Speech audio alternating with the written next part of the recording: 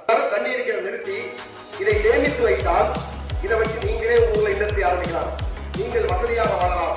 இப்படி பணத்தை வீணடித்துக் கொண்டிருக்கிறீர்கள், இதை இன்றிலிருந்து மாற்றுங்கள் அப்படிங்கிறார். அதுபோன்று இந்த கோதை என்பது பொருளாதார ரீதியாக பல குடும்பங்களை அழித்துக் கொண்டிருக்கிறது, பலருடைய சிந்தனையை தடுக்கிறது.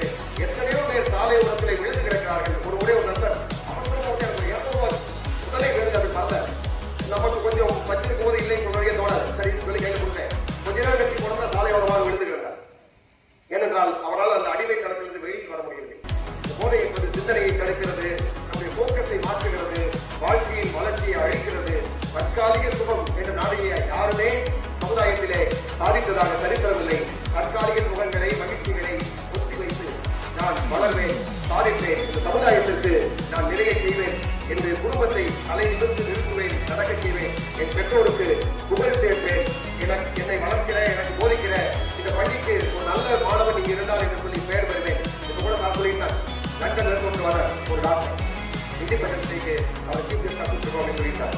அதுபோன்று பிற்காலத்தில் உங்களையும் அழைக்க வேண்டும் என்ற நிலைமையினை உருவாக்குகிற அளவுக்கு நீங்கள் படிக்க வேண்டும்.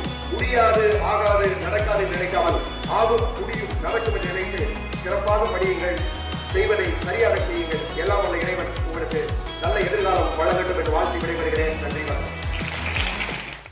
தண்ணீரை நிறுத்தி இதை சேமித்து வைத்தால் இதை வச்சு நீங்களே ஊர்ல இண்டஸ்ட்ரி ஆரம்பிக்கலாம், நீங்கள் வசதியாக வாழலாம். இப்படி பணத்தை வீணடித்துக் கொண்டிருக்கிறீர்கள், இதை